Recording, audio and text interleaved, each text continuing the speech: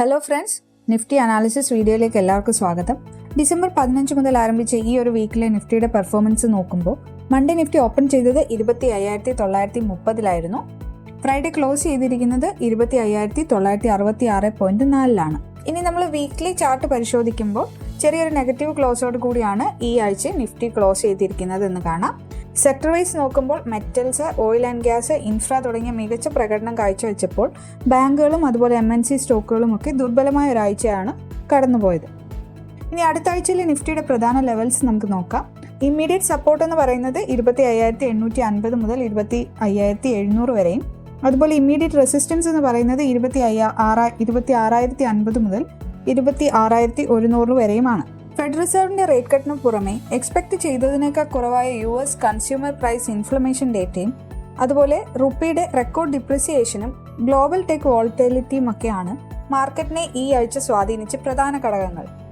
മാസങ്ങളായി തുടരുന്ന FISന്റെ സെല്ലിങ്ങും ഇൻവെസ്റ്റേഴ്സിന്റെ കോൺഫിഡൻസിനെ സാരമായി ബാധിച്ചിട്ടുണ്ടെന്ന് പറയാം. ഇനി ഈ ആഴ്ചയിലെ ന്യൂസുകൾ നോക്കുമ്പോൾ ഇന്ത്യയും ഒമാനും തമ്മിൽ CEPA സൈൻ ചെയ്യുകയുണ്ടായി. ഈ എഗ്രിമെന്റ് പ്രകാരം ഇന്ത്യയിൽ നിന്ന് എക്സ്പോർട്ട് ചെയ്യുന്ന textiles, agricultural and leather goods, അതുപോലെ ജെംസ് ആൻഡ് ജ്വല്ലറി ഐറ്റംസിനൊക്കെ ഡ്യൂട്ടി ഫ്രീ ആക്സസ് ലഭിക്കും.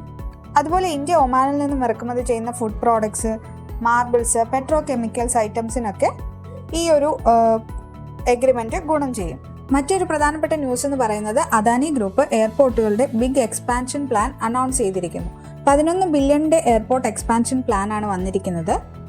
അതായത് 2047 കൂടി ഇന്ത്യയിലെ എയർപോർട്ടുകളുടെ എണ്ണം 400ലേക്ക് ഉയർത്താനാണ് ഗവൺമെന്റ് പ്ലാൻ ചെയ്യുന്നത്.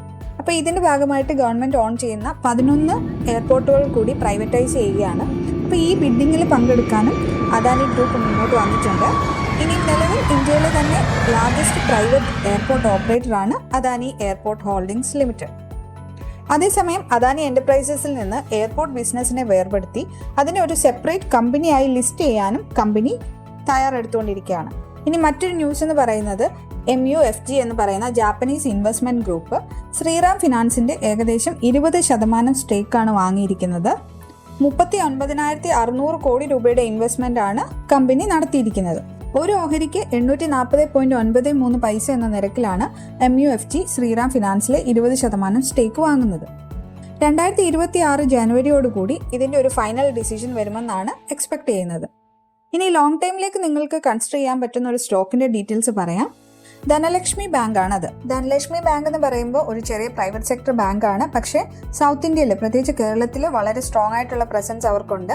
2025 മാർച്ച് 31 കണക്ക് പ്രകാരം 261 ബ്രാഞ്ചുകളാണ് ഓൾ ഇന്ത്യ അവർക്കുള്ളത്. ഇവരുടെ മൊത്തം ബിസിനസ് എന്ന് പറയുന്നത് 28,219 കോടി രൂപയാണ്. ഇയർ ഓൺ ഇയർ 14.3% വളർച്ചയാണ് ഉണ്ടായിരിക്കുന്നത്. ഇനി അടുത്ത 3 വർഷത്തേക്ക് ഉള്ള ബാങ്കിന്റെ ഗ്രോത്ത് പ്ലാൻസ് നമ്മൾ നോക്കുമ്പോൾ വലിയ ബ്രാഞ്ച് എക്സ്പാൻഷൻ ടാർഗറ്റുകൾ അവർ പ്രഖ്യാപിച്ചിട്ടില്ല. പകരം ഓർഗാനിക് ടെക്നോളജി ഡ്രിവൻ വളർച്ചയാണ് അവർ ലക്ഷ്യം വെക്കുന്നത്. അതിനായിട്ട് ഫസ്റ്റ് വൺ ക്യാപിറ്റൽ സ്ട്രെങ്തനിങ്. ഈ ക്യാപിറ്റൽ സ്ട്രെങ്തനിങ് ആയിട്ട് അവർ 2 വലിയ നീക്കങ്ങളാണ് ബാങ്കിന്റെ ഭാഗത്തുനിന്ന് ഉണ്ടായിരിക്കുന്നത്. ഒന്ന് റൈറ്റ് ഇഷ്യൂ, 297.54 കോടിയുടെ റൈറ്റ് ഇഷ്യൂ ആണ് പ്രഖ്യാപിച്ചിരിക്കുന്നത്. അതുകൂടാതെ 300 കോടിയുടെ ടയർ 2 ബോൺസും അവർ അപ്രൂവ് ചെയ്തിട്ടുണ്ട്. ഇനി നെക്സ്റ്റ് എക്സ്പാൻഷൻ സ്ട്രാറ്റജിയുടെ ഭാഗമായിട്ട് അവർ 8 പ്രധാനപ്പെട്ട സ്ട്രാറ്റജിക് തീമുകളാണ് പ്രഖ്യാപിച്ചിട്ടുള്ളത്.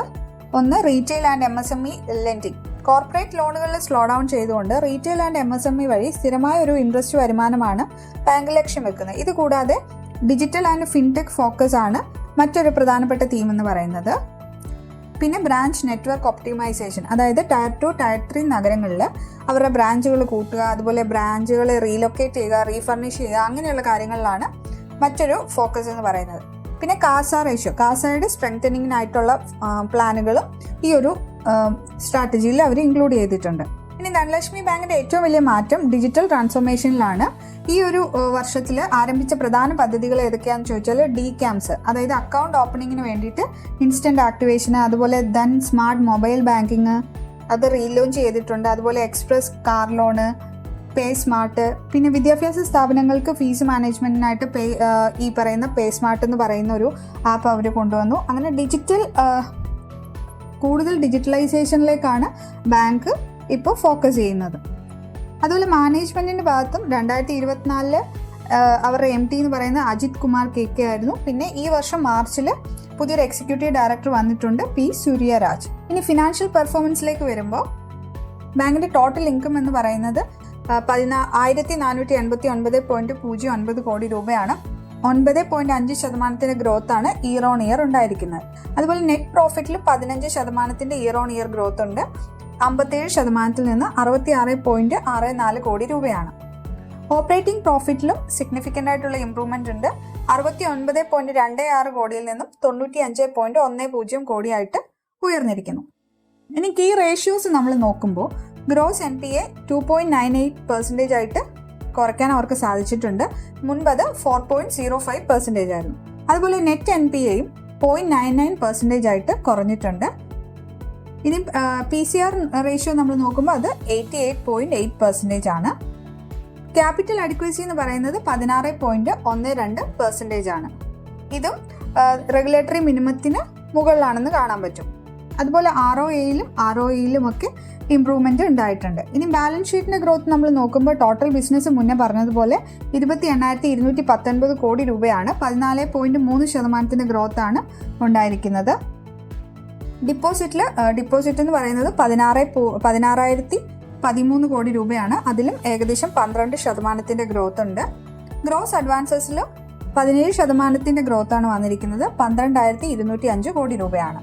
അങ്ങനെ ഓവറോൾ നോക്കുമ്പോൾ ധനലക്ഷ്മി ബാങ്ക് വലിയ ബ്രാഞ്ച് എക്സ്പാൻഷൻ ലക്ഷ്യമിടുന്നതിന് പകരം ഡിജിറ്റൽ ട്രാൻസ്ഫോർമേഷനും അതുവഴി MSME ആൻഡ് റീറ്റെയിൽ വളർച്ച, ക്യാപിറ്റൽ ശാക്തീകരണം എന്നിവയൊക്കെയാണ് ബാങ്കിന്റെ അടുത്ത 3 വർഷത്തെ പ്രധാന ലക്ഷ്യങ്ങളെന്ന് നമുക്ക് മനസ്സിലാക്കാൻ പറ്റും. ഇനി 2026 Q3 റിസൾട്ട്സ് കൂടി വന്നാൽ മാത്രമേ ഇതിന്റെ പൂർണ്ണമായ ഒരു പിക്ചർ നമുക്ക് കിട്ടുള്ളൂ. ഈ വീഡിയോ ഉപകാരപ്രദമാണെങ്കിൽ ലൈക്കും ഷെയറും ചെയ്യുക. കൂടുതൽ ഫിനാൻസ് അനാലിസിസ് വീഡിയോകൾക്കായിട്ട് ഈ ചാനൽ ഇപ്പോൾ തന്നെ സബ്സ്ക്രൈബ് ചെയ്യുക. താങ്ക്